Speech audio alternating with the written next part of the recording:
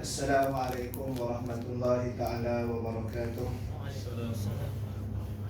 Alhamdulillah, nahmaduhu wa nasta'inuhu wa nastahdihi wa nastaghfiruh wa na'udzu billahi min shururi anfusina wa min sayyiati a'malina. Man yahdihillahu fala mudilla lahu wa man yudlil fala hadiya lahu. Asyhadu an la ilaha illallah wahdahu la syarika lahu wa asyhadu anna sayyidana Muhammadan abduhu wa rasuluh.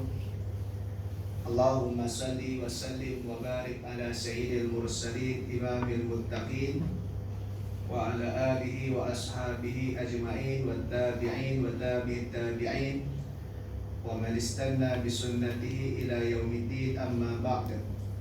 Rabbi shrah li sadri wa yassir li amri wahlul 'uqdatam min lisani yafqahu qawli. Alhamdulillah, syukur kita kehadirat Ilahi. Dengan izin dan limpahan kemuliaan darinya, kita masih lagi diberikan ruang dan kesempatan oleh Allah Subhanahu wa Ta'ala. Mudah-mudahan kita melaksanakan tugas kita sebagai hamba kepadanya, dan kita menjalankan tanggungjawab kita selaku khalifah yang dipertanggungjawabkan kepada manusia. Mudah-mudahan Allah Ta'ala menerima segala amalan baik kita dan mengampuni segala kekurangan-kekurangan dan kelemahan-kelemahan kita. Baik, tuan-tuan sedang jemaah yang dirahmati oleh Allah Subhanahu wa Ta'ala. Jadi untuk kuliah kita pada tengah hari ini, suka untuk saya mengajak untuk kita kembali kepada basic, iaitulah kita memahami ada apa dengan kalimah Allah. Jadi walaupun perkara ini panas di media sosial, tetapi kita melihat dari sudut perspektif ilmiah, supaya kita tambahkan lagi kefahaman kita selaku seorang Muslim, yang mana kalimah Allah ini sudah pasti adalah menjadi kalimah asas kepada penyaksian kita untuk bergelar seorang Muslim. Kerana kita nak jadi Muslim ni mestilah memberikan dua penyaksian, asyhadu an la ilaha illallah wa asyhadu anna sayyidana Muhammadar Rasulullah. Penyaksian yang pertama, kita mesti memberikan pengakuan tidak ada Tuhan yang layak disembah melainkan Allah. Dan penyaksian yang kedua iaitulah sayyidina Rasulullah sallallahu alaihi wasallam, iaitu Muhammad merupakan utusan Allah. Sebab itulah kalimah Allah ni adalah satu kalimah Arab yang merujuk kepada nama Tuhan. Kalimah Arab, Tuhan itu adalah ilah, ilahun. Sebab itu la ilaha, Tuhan. Tuhan ni dari sudut maksud asasnya adalah benda yang disembah, sesuatu yang disembah, itu ilah. Maka Allah ni adalah nama khas bagi zat Tuhan yang disuruh di dalam Islam, dipanggil lafzul jalalah. Lafzul jalalah. Dan kalimah Allah Subhanahu wa Ta'ala ini adalah satu kalimah yang mana kalau bagi orang-orang yang beriman, perasaan dia lain. Perasaan dia lain bila dia memahami dan dia dengar sahaja, dia adalah berbeza dengan orang-orang selain daripada orang yang bukan yang beriman. Allah Ta'ala sebut dalam surah Al-Anfal, innamal mu'minuna alladhina idza dzukirallah wajilat qulubuhum, sampai habislah wa idza tuliyat alaihim ayatu zadatuhum imanan, sampai habis. Hanya saja orang yang beriman itu apabila mereka disebut, idza dzukirallah, disebutkan, bukan disebut, dia sebut, orang sebut pada dia. Beza, kalau kita sebut tu sudah pasti dia lebih merasai. Ini disebut idza dzukirallah, orang sebut dia dengar. Dan akan nama Allah, idza dzukirallah, disebut nama Allah, wajilat apa? Idza dzukirallah wajilat qulubuhum, hatinya bergetar. Macam kita lah, tuan-tuan. Kalau kita memahami sesuatu itu, apa justifikasi dia, kita akan melahirkan kefahaman yang mendalam. Contoh, kita makan kat kedai sarapan, kita order roti canai kosong. Air apa? Teh tarik, Nescafe, ikutlah apa-apa yang tuan-tuan nak. Tiba-tiba datang nampak pihak penguasa, polis. Kita nampak polis, nampak dah scan ke belum?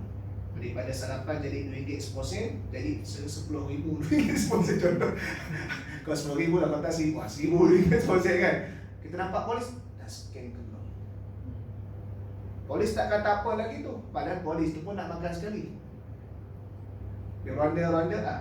Penat ronda, dah habis tanya ronda, waktu dia break sekejap, dia pun makan. Tapi kita nampak polis. Polis. Kita tahu apa itu polis. Apa maksud polis? Nama bagi sebuah badan beruniform. Nama bagi satu entiti yang berkuasa, yang boleh menjalankan kuasa pada bidang kuasa yang diberikan pada dia, kepada pesalah-pesalah pelaku pelaku kesalahan undang-undang. Itu polis. Kita tahu apa itu polis, kan? Begitulah juga dengan yang lain. Budak-budak kecil kat sekolah, dah balik ke sekolah balik, duduk dalam kelas, habis subjek yang pertama, menunggu subjek yang kedua, kadang-kadang selang 10-15 minit. Kena pula sekolah kebangsaan, bangunan 4 tingkat, jadah terabuk. Cikgu subjek kedua yang atas, subjek pertama dia kat tingkat bawah, kena pula mengandung, naik tangga, kan? Budak-budak main, budak-budak biasa, budak-budak perangai budak-budak. Nah, perangai budak-budak biasa. Jangan dia terjun bangunan sudah. Jangan dia hancurkan barang sudah. Budak-budak biasa berlari, dia punya energi dia tengah apa kita panggil membuat-buat, kan? Tiba-tiba kawan-kawan datang, masuk, cikgu. Yang budak-budak lain semua tengah pakat main, duduk kat meja lain, tempat lain, semua duduk pergi masuk ke meja masing-masing, duduk kat kursi masing-masing, tempat masing-masing. Kawan dia cakap cikgu. Dia tak kata apa. Cikgu pun tak marah, tak tengking lagi, tapi dia faham kalimah cikgu. Apa cikgu? Seorang individu yang boleh piat telinga kalau anak murid dia tadi itu buat salah. Dia faham kalimah cikgu. Nampak tak? Sebab itu orang yang beriman, bila dia faham kalimah Allah, wajilat qulubuhum. Hati dia tadi itu bergetar. Sebab itulah bila penggunaan kalimah Allah adalah nama bagi ilah, Tuhan.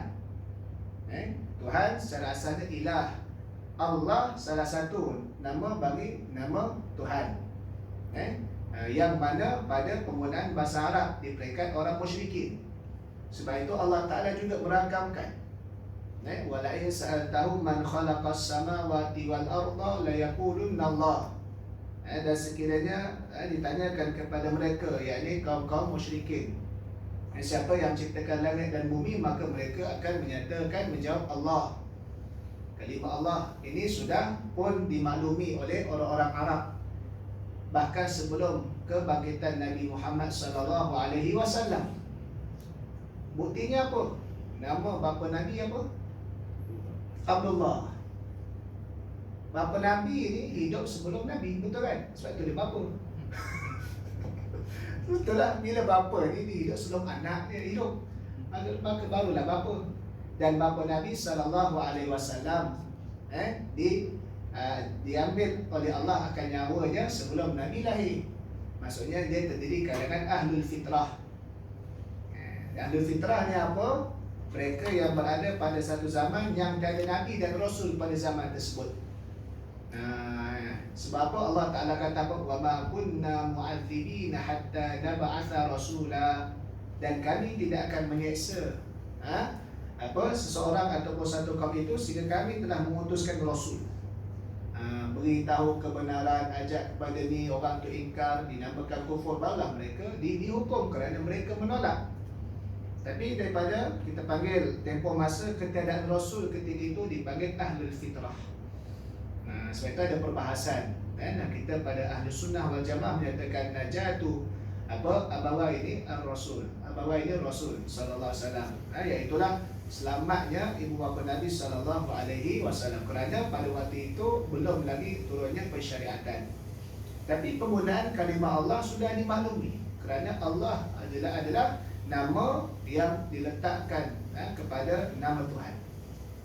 Sebab itu bila Nabi sallallahu alaihi wasallam mengajak orang-orang musyrikin Mekah, orang-orang Arab Mekah untuk menyeru kepada Allah, untuk menyeru, mengabdikan diri kepada Allah, maka itu yang pernah kita sembahkan ataupun kita berkongsi sebelum daripada ini. Tak ingatlah bila berkenaan dengan suratul Ikhlas. Kalau ingat balik, mungkin boleh tengok balik kat YouTube tentang suratul Ikhlas. Antara sebab turun surah itu iaitulah ditanya kepada Nabi SAW, "Ya Muhammad, sif lana rabbak." Wahai Muhammad, sifatkan kepada kami ataupun ceritakan kepada kami sifat Tuhan yang kamu seru. Kerana apa? Kamu ajak kepada Allah, kami pun ada Tuhan nama Allah. So apa beza dia? Kenapa kita nak berasing? Kenapa kita tak nak, kita nak spread, kita nak berasing, tak nak sekali? Sekali ialah dengan kami. Kami pun ada sembahan nama Allah. Tapi kenapa kamu tak nak terima kami? Dah, maka turun ayat tersebut yang menceritakan Allah secara eksklusif. Penggunaan yang dipakai oleh masyarakat Arab memang sudah dimaklumi, tapi mereka menggunakan pada tempat yang tidak betul. Mereka meletakkan kalimah Allah pada tempat yang tidak selayaknya. Tidak selayaknya. Kita ada potret, khat moden kalimah Allah ataupun ayat Quran, boleh letak tak dalam tandas. Ustaz letak dalam tandas supaya dalam tandas pun tak setan. Senang sikit. Boleh letak tak? Mana boleh. Kerana apa itu tandas? Justifikasi dia. Tandas adalah tempat buang bahan-bahan najis. Secara berproses lah, bukan buang gitu saja. Kan? Maka najis ni apa? Najis ni adalah barang yang lebihan, yang kotor, yang memberikan mudarat. Sebab itu kalau tak buang air besar lebih seminggu, kena jumpa klinik, jumpa doktor. Betul tak? Sebab kalau tak dibuang, dia memudaratkan. Tak kencing 3 hari, kena pergi jumpa doktor. Tak? Cuma bezanya, kita panggil bahan buangan itu, kita panggil kena ikut prosedur lah buang. Sebagai manusia yang bertamadun. Kan? Jadi nama Allah, ayat Quran merujuk kalam Allah adalah mulia, tidak selayaknya. Tidak selayaknya diletakkan pada tempat yang tidak merujuk pada tempat yang mulia. Dan sebab itu, macam kita, sebab itu perlu kepada justifikasi pasak kepada apa. Contoh, rumput. Rumput ni justifikasi kita dengan lembu beza. Lembu nampak rumput tu apa? Makanan, macam nampak Starbucks. Yang melimpah Starbucks, KFC, McDonald's contoh. Makanan. Rumput itu justifikasi makanan. Pada kita rumput adalah benda hijau yang melata. Melata ikutlah apa saja kan kita panggil kan. Maka kita tak makan. Lembu dia makan, sebab itu justifikasi dia. Kenapa berbeza justifikasi? Kerana dia lembu, kita manusia. Walaupun kita makhluk, tapi kita kategori manusia, dia kategori haiwan. Kenapa mereka meletakkan Allah sebagai sembahan? Salah satu, kerana mereka musyrik. Kenapa kita memuliakan Allah dan mengesakan dia? Kerana kita Muslim. Justifikasi tadi itu. Dalam kita nak memahami perkara sesuatu. Sekalipun penggunaan itu memang telah digunakan pakai oleh Arab, maka Islam datang memperbetulkan penggunaan tersebut. Memperbetulkan supaya meletakkan kalimah Allah ini jangan diselewengkan. Sebab itu seruan kepada kita panggil orang-orang ahli kitab juga. Tadi orang musyrikin kan. Diminta cerita, maka Islam pun cerita apa selayaknya bagi Allah. Allah itu yang esa, Allah itu yang tempat bergantung, tidak beranak dan tidak diperanakkan, dan juga tidak ada yang sekufu setara dengannya. Begitu juga di Madinah. Bila penggunaan kalimah Allah ini juga adalah menjadi kebiasaan di peringkat orang-orang ahli kitab, kerana mereka kalangan generasi kaum daripada Bani Israel yang didahului dengan kedatangan rasul-rasul yang banyak. Maka kalimah Allah ini sudah ada dalam kepercayaan mereka. Tapi mereka tidak amanah dalam meletakkan kalimah Allah dan juga beriman kepada apa yang diperintahkan oleh Allah menerusi rasul-rasul mereka. Sebab itu Islam datang, dia disuruh kepada Nabi Muhammad sallallahu alaihi wasallam mengajak satu seruan. Qul ya ahlal kitab ta'alu ila kalimatin sawa'in bainana wa bainakum. Katakanlah wahai Muhammad, wahai ahli kitab, marilah kamu semua kepada satu kalimah yang sama di antara kami dan kamu. Jangan berhenti setakat itu, ayat tu tak habis setakat itu. Kalimah yang sama ni apa? Alla na'budu illallah wa la nusyrika bihi syai'a wa la yattakhidha ba'duna ba'dan arbaban min dunillah fa in tawallaw faqulu asyhadu bi anna muslimun. Itu kalimah yang sama. Apa kalimah yang sama? Iaitulah kita tidak menyembah melainkan Allah. Itu kalimah yang sama sebab rasul-rasul yang terdahulu pun membawa akan dasar seruan itu mengesahkan Allah dan tidak mensyirikkan Allah dengan mana-mana sesuatu pun, dan tidak menjadikan sebahagian di antara sebahagian yang lain dari sudut padri-padri atau pendeta-pendeta mereka tempat mereka nak bergantung selain daripada Allah. Kalau mereka berpaling, wahai Muhammad, maka kamu katakanlah semuanya kita orang Islam. Dan jadi di situ ada kalimah yang sama. Ya, awak menggunakan kalimah Allah sebab dimaklumi kita juga menggunakan kalimah Allah, tapi apa yang samanya? Dia mesti adalah Tuhan yang Esa. Kalau dia telah menyeleweng, maka dia tak sama, tak boleh mesti diperbetulkan, mesti dihalang, mesti disekat. Di tempat yang ada kuasa, kita guna kuasa, mesti dihalang, disekat. Di tempat yang tak ada kuasa, kita menggunakan suara supaya kita menyampaikan. Itu dari sudut kita panggil kalimah tadi itu memang digunakan sebab makruf, dimaklumi, sama ada dari sudut bahasa Arab itu sendiri ataupun dari sudut kepercayaan generasi yang didahului oleh kaum-kaum yang terdahulu. Apatah lagi kalau kita lihat bagaimana Allah Subhanahu Wa Taala meletakkan dalam nak menjustifikasikan kalimah Allah Subhanahu Wa Taala yang betul hanyalah Islam sahaja. Nak menjustifikasikan kalimah Allah yang betul tadi itu hanyalah Islam, walaupun semua guna kan dari sudut dimaklumi ini pada bahasa Arab, ini daripada sudut kepercayaan diwarisi, tapi kalimah Allah itu siapa yang justifikasikan secara betul? Islam sahaja. Sebab Allah Ta'ala merakamkan yang mana mereka semua ini meletakkan justifikasi yang salah terhadap Tuhan. Basicnya mereka mengatakan Tuhan itu ada anak. Bentuk jenis perbincangan Tuhan itu ada anak itu beza. Tapi basicnya mereka mengatakan Tuhan ni ada anak. Maka bila dah mengatakan Tuhan ni ada anak, maka dia telah kita panggil merobohkan eksklusif nama Tuhan pada surah Al-Ikhlas tadi itu. Di antaranya kaum musyrikin mengatakan Allah itu ada anak perempuan, iaitulah malaikat. Ada anak perempuan, Tuhan ada anak perempuan pada surah Al-Isra ayat 40, di mana Allah Ta'ala kata afa asfaqum rabbukum bil banina wattakhadha minal malaikati inatha innakum lataquluna qawlan alima. Adakah Tuhan kamu telah memilih anak-anak lelaki untuk kamu dan ia mengambil untuk dirinya anak-anak perempuan dari kalangan malaikat? Orang-orang musyrikin menyatakan Tuhan ni ada anak perempuan, iaitulah malaikat. Semuanya kamu adalah memperkatakan dusta yang besar. Ini pada orang Arab. Pada ahli kitab kalangan Yahudi dan Nasrani, mereka juga menyatakan Tuhan ada anak. Beza pula orang-orang Yahudi mengatakan Uzair itu adalah anak Tuhan. Adapun orang Nasrani mengatakan Isa itu anak Tuhan. Allah Ta'ala rakamkan pada surah Taubah ayat 30, wa qalatil yahudu Uzairu ibnullah wa qalatin nasara al-masih ibnullah dzalika qauluhum bi afwahihim. Kalau orang-orang Yahudi berkata Uzair itu anak Tuhan, orang Nasrani kata adalah Al-Masih, adalah Isa itu anak Tuhan. Demikianlah dakwaan mereka dengan mulut mereka sendiri. Maka apabila kalau mereka menggunakan mengikut justifikasi mereka, sudah pasti adalah tidak tepat dan tidak betul pada kalimah Allah Subhanahu Wa Ta'ala tadi. Kan?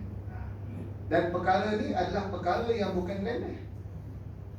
Perkara remeh, tuan-tuan. Allah Ta'ala merakamkan bagaimana kedahsyatan orang yang menyelewengkan maksud bagi Allah, sama ada dari sudut perkataan, tindakan, kepercayaan sekalipun. Kalau tuan-tuan baca dengan betul-betul, malam-malam buka sorang-sorang, macam kita nak feeling tengok cerita kan. Dia kena tengok sorang-sorang, lepas tu gelap malam, tuan-tuan buka Quran buka Quran malam sorang-sorang tidur lah tuan-tuan kan. Kan? Kau tengok pasal lampu pun, buka surah Maryam ayat 88 sampai 92. Tuan-tuan cuba perhatikan, ini Tuhan kata ni. Bukan ulama kata ni. Bukan ulama kata ni. Tuhan kata. Allah Ta'ala kata. Surah Maryam 88 sampai 2. Allah Ta'ala kata apa? Wa qalu ittakhadha ar-rahmanu walada laqad ji'tum syai'an idda takadu as-samawati yatafattarna minhu wa tanshaqqu al-ardu wa takhirru al-jibalu hadda an da'u lir-rahmani walada wa ma yanbaghi lir-rahmani an yattakhidha walada. Okey. Kita dengar, kita cuba tengok satu-satu. Dan mereka, yakni golongan Nasrani mengatakan, ini orang kafir lah, Allah yang pada sifatnya Ar-Rahman itu mempunyai anak. Kata Tuhan ni ada anak. Tuhan ni ada anak. Demi sesungguhnya kamu telah melakukan satu perkara yang besar salahnya. Tuhan beritahu. Ui, kata Tuhan ada anak. Tuhan wani orang ni. Ini kesalahan besar ni, bukan kecil punya kesalahan ni. Kita kalau kesalahan besar ni, hukumannya paling besar, pematilah kan? Besar ni punya kesalahan, bukan kesalahan kecil-kecil ni. Kan? Nak tahu punya kesalahan mereka ni, makhluk ciptaan Tuhan yang lain tu cukup marah. Nak tahu marah macam mana ni? Langit nyaris-nyaris pecah. Ui, tuan-tuan bayangkan, kalau bumbung rumah kita pun, sili pun dah pecah. Oi, membawa ni berita apa yang jatuh tu, yang sampai 3 orang mati, kan? Benda yang besar tu lah, konkret tu. Oh, boom. Kita takut tuan-tuan, trauma lah bawah tu. Itu pun konkret tu, bukan langit ni. Tuan-tuan bayang, langit pecah ni. Langit pecah. Tuhan kata ni. Kalau kita kata melawak lah, tapi Tuhan kata tak boleh lah. Allah Ta'ala kata, langit hampir-hampir pecah. Kenapa tak pecah? Kenapa tak pecah? Allah Ta'ala tak izinkan. Kalau Allah Ta'ala izinkan, tengok kiamat nanti macam mana. Allah Ta'ala tak izinkan. Kalau ikut makhluk tu, dia pecah dah. Oh, macam orang kata kan, orang kata bapak kau bodoh. Hati kita ya, pecah nak tumbuh lah. Mereka kalau budak tu sama ada dua, dia tak ada perasaan ayah dia ataupun dia tak orang tu dia kuat dia sama. Dia gerak hati je contoh. Langit dengan kita besar mana lagi? Besar langit lagi tahu kita. Saya dah ulang banyak kali. Saiz manusia ni apa? Besar kambing, kecil lembu. Tu saiz manusia. Betul tak? Besar kambing, kecil lembu. Tu saiz manusia. Besar mana kita ni? Langit langit. Itu kita boleh jumpa langit bumi, Isra Mi'raj. Sampai langit ke-7, mana tak tahu. Kajilah kok sains pun tak jumpa langit ke-7. Sidratul Muntaha lagi tak jumpa. Sidratul Muntaha ni puncak. Muntaha ni puncak, Sidratul puncak. Yang kita jumpa puncak alam je. Puncak langit tak jumpa. Tak jumpa puncak langit. Langit kedua mana langit kedua? Yang kita jumpa langit bumi je. Tak siapa berani declare ada langit jumpa langit kedua, walaupun dia menerobos sampai kata jumpa apa lubang hitam, black hole sebagainya. Tak ada siapa lagi. Kan tak kata tu langit ni nak pecah ni. Punya ialah sebab seluruh makhluk Allah yang lain subhanallahi ma fis samawati wa ma fil ardh. Seluruh ciptaan Allah yang lain adalah bertasbih kepada Allah. Tasbih ni apa? At-tanzih, amma la yaliqu bihi. At-tanzih mensucikan, menghilangkan, mensunyikan amma daripada sesuatu la yaliqu bihi, apa yang tidak layak bagi Allah. Itu tasbih. Itu tasbih ni kita. Jadi bila langit salah satu makhluk Allah kata Tuhan ni esa, tiba-tiba manusia kata Tuhan ni ada anak. Nak lawan aku ni. Kita orang sini kita kata jalan pergi kantin kanan sana. Tiba-tiba ada budak baru. Jalan pergi kantin boleh koki. Tak dengar budak ni. Macam mana? Kena bragging lagi ni. Macam tu. Marah sebab kita ni. Kita tahulah. Tak. Dia punya tasbih. Tuhan Maha Esa, Tuhan Maha Esa. Antara ikutlah jika macam mana. Tapi orang kata tasbih. Tiba-tiba manusia kata ada anak. Ada. Tu satu kan? Dia ada 3. Kan? Yang keduanya apa? Dan bumi pula nyaris-nyaris terbelah. Wa tanshaqqul ardu. Bumi ini nyaris-nyaris terbelah, tuan-tuan. Kalau ikut saiz bumi ini terbelah apa jadi? Habis hilang graviti semua. Bila hilang graviti, habislah semua jatuh, pop, bertembang habis tu jatuh. Kita hidup pasak ke bumi ni sebab kalau ikut kajian sains ni, sebab kita ditarik oleh graviti itu. Itu yang tak terawang-awang punya pasak boleh. Kalau bumi terbelah, yang kata bumi terbelah, bumi bergeser je menyebabkan bom. Sebab apa? Sebab larian graviti ni. Larian ni. Bom geser. Kau pecah, terbelah. Kau gagap macam mana cakap. Ini Allah Ta'ala cerita ni, tuan-tuan. Tapi berlaku tak? Tak. Sayangnya Allah pada manusia, tuan-tuan. Allah tak bagi makhluk dia yang lain ambil alih tugas menghukum manusia. Allah Ta'ala tak bagi. Kalau kita lah, kau bilang sah. Takkan benda kecil dragon nak turun. Benda kecil takkan dragon turun. Contoh kan bahasa Paulo. Tapi Allah bersayang kat manusia ni. Bagi peluang lagi. Tapi nak cerita ni, benda salah, kena cerita salah. Supaya benda tadi tu jangan menjadi marah. Dan Allah Ta'ala beritahu lagi yang ketiganya apa? Serta gunung Danang pun nyaris-nyaris runtuh ranah. Gunung-gunung runtuh ranah. Ustaz, tempat kita tak ada gunung dah, kena toreh. Menara-menara tu terpelanting semua, bayangkan tuan-tuan. Tu PRX, KL Tower, KLCC, apa lagi? Menara warisan DNB tu. Bayangkan yang tu lompat tu. Macam mana tuan-tuan? Tak payah gini, curang tower ni lompat. Bayangkan tuan-tuan. Ini kerana apa? Apabila tidak meletakkan justifikasi ataupun meletakkan kemuliaan yang selayaknya bagi Allah Subhanahu Wa Taala tersebut. Kita tak rasa sebab kita duduk di alam syahadah, alam dunia yang Allah Ta'ala jaga. Kan kita ni ada alam jin, alam apa sebagainya, dan yang mana alam makhluk Tuhan yang bertasbih kita tak tahu. Macam kita tuan-tuan niat nak datang majlis ilmu, menuntut ilmu ni, sepanjang kita laluan ikan-ikan di lautan bertasbih, berdoakan kita kan, mana dicerita kita tak tahu. Nah, kalau kita tahu, ada orang kata, Ustaz, kenapa Tuhan tak bagi kita nampak setan? Kalau kita nampak setan, senang sikit nak elak maksiat. Kita nampak setan, malah aku setan. Ya ke boleh senang tak maksiat? Takut kita mati, tak tahu nak buat apa. Bayangkan nak masuk tandas peluang air, setan duduk. Anak bangkang mana tuan-tuan? Tuan-tuan ingat setan ni muka macam movie macam tu, punya hodoh. Lagi hodoh. Movie tu tak apa-apa hodoh lagi, walaupun dah hodoh dah. Kan? Nak buang air kat mana kita ni agak-agak masalah.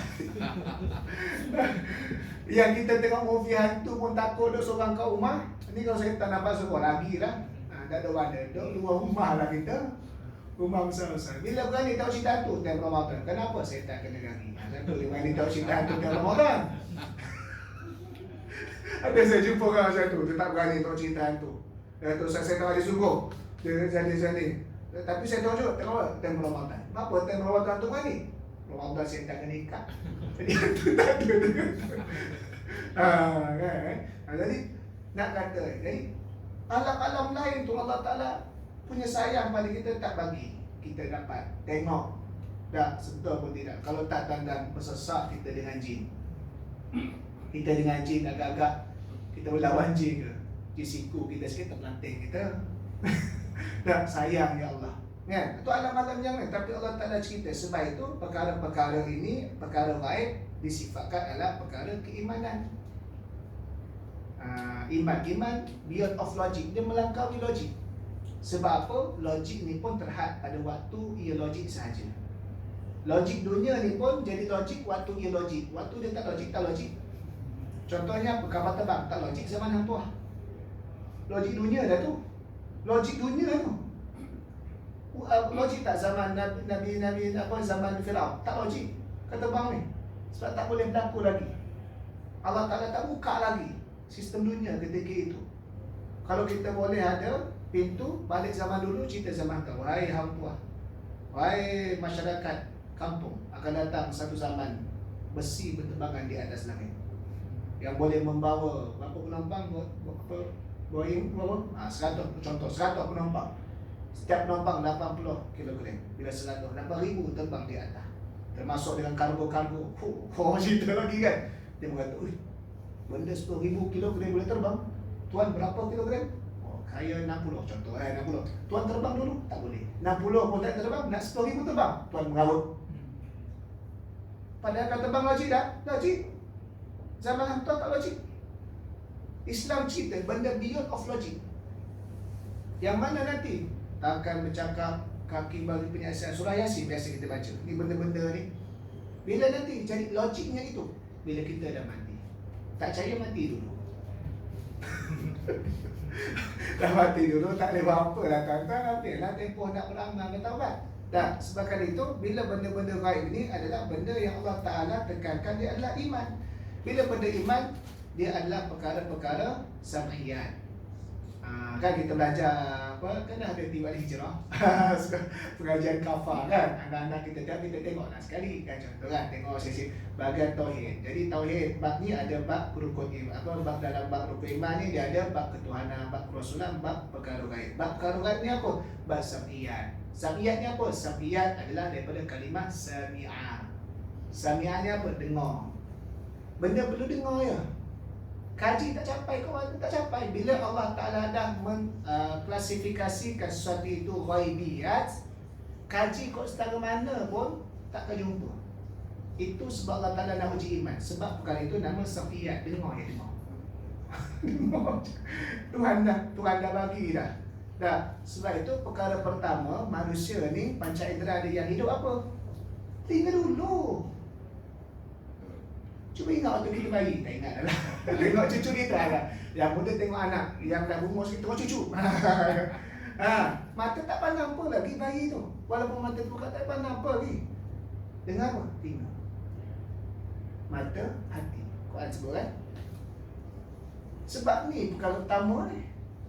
Ini perkara yang menentu ni. Dalam perkara sam'iyat. Orang bacakan Quran, orang bacakan hadis, orang bagi tazkirah, orang bagi peringatan ni. Ni. Walaupun dalam keadaan pejam mata, tidur sikit saja. Contoh khutbah Jumaat kan. Khutbah Jumaat sekarang dah boleh tidur dah sebab dah ramai dah. 40 orang tu hotel nampak. Dah tidur mana? Dah 300 ni boleh tidur sikit lah. Tapi kalau KL ikut kapasiti luar kan, boleh tidur sikit. Sebab itu Tuhan jauh Tuhan susah. Tuhan Allah satu Al-Quran apa Al-Hakim, bijaksana. Sebab Allah salah satu sifat dia Al-Hakim. Ni tinggal dulu. Jadi perkara-perkara ghaibiyat ni perkara yang ada dalam Quran dan hadis. Sebab itu bila Allah Ta'ala sebut, baru kita tengok macam Allah punya besarlah kesalahan penggunaan tadi itu. Walaupun jelas sebab kali itu, kalaulah mereka menggunakan kalimat dengan justifikasi yang betul, maka it's okay.